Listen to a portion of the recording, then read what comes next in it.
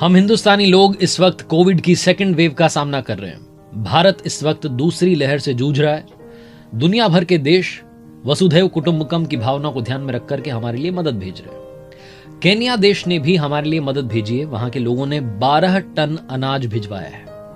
ये जो 12 टन, सिर्फ 12 टन अनाज आया है, इस पर लोग केन्या के लोगों का मजाक उड़ा रहे हैं। कुछ लोग कह रहे हैं कि गरीब देश है, ऐसा है, वैसा है, बहुत सारी बातें हो रही है। आप भी केन्या के लोगों को जज करें और ये सोचें कि सिर्फ 12 टन अनाज इतने बड़े भारत देश के लिए भिजवा दिया। उससे पहले उनकी एक कहानी सुनिएगा।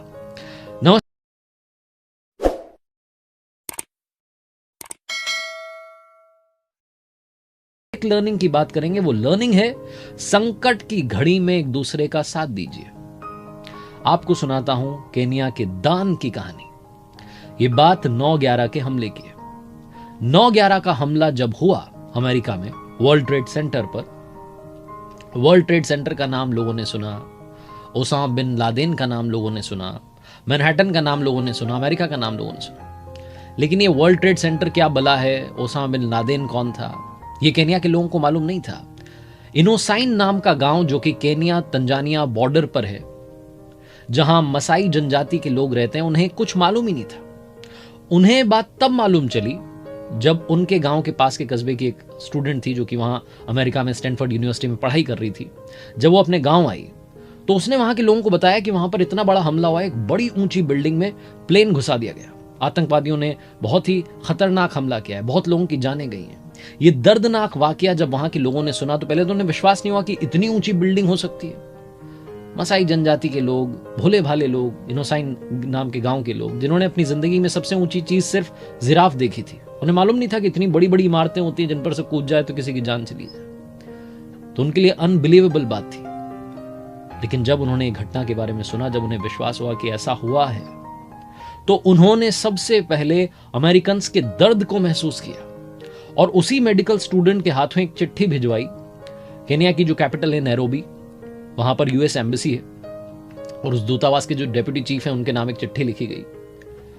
वो डेप्यूटी चीफ ने जब वो चिट्ठी पढ़ी तो पहले तो प्लेन से आया, उसके बाद में टूटी फूटी सड़क थी, उस गांव तक पहुंचे वो कच्चे रास्ते पर चल करके जैसे तैसे उन गांव वालों से मिलने के लिए। जब वो वहां पहुंचे तो गांव के लोग लाइन से खड़े थे उनका स्वागत करने के लिए और साथ में 14 गायें उनकी एक लाइन बना रखी थी और जो गाय के गले में एक रस्सी बंधी थी, सबसे बुजुर्ग व्यक्ति वहां उस गांव के आगे आया। उन्होंने वो रस्सी जो थी उसकी डोर जो ये यूएस एम्बेसी के डेप्यूटी चीफ थे इनके हाथों में सौंपी और एक तख्ती की तरफ इशारा किया। वो जो तख्ती थी उस पर क्या लिखा था? उस पर लिखा था कि हम मसाई जनजाति के लोग, गांव के लोग इस संकट की घड़ी में अमेरिका देश के साथ में खड़े हैं और अमेरिकन की मदद के लिए ये 14 गायें जो हैं दान करना चाहते हैं। 14 गायें आपके नाम करना चाहते हैं ताकि हमारी तरफ से आपकी कुछ मदद हो सके। गायों को वो लोग सब कुछ मानते हैं, गाय उनके लिए सबसे ज्यादा पूजनीय है। 14 गायें उस गांव के लोग दान करना चाहते थे। डेप्यूटी चीफ की आंखें नम हो गई।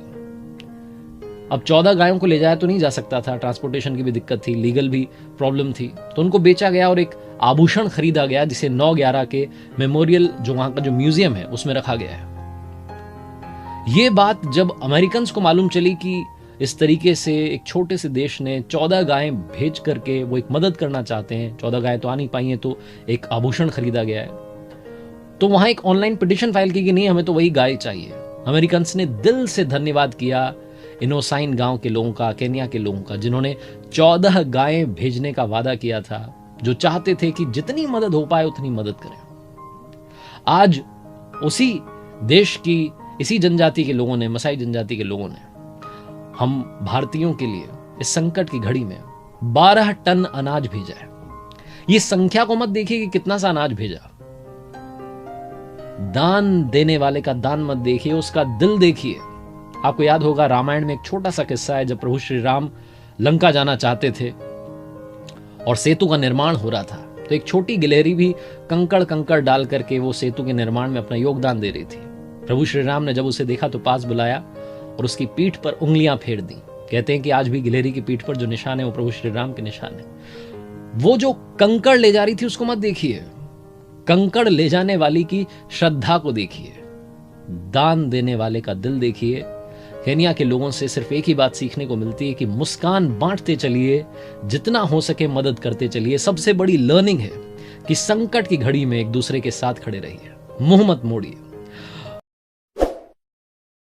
आशीर्वाद के साथ, अपनी सच्ची मेहनत के साथ और अपनों के प्यार के साथ कर दिखाओ कुछ ऐसा कि दुनिया करना चाहे आपके जैसा।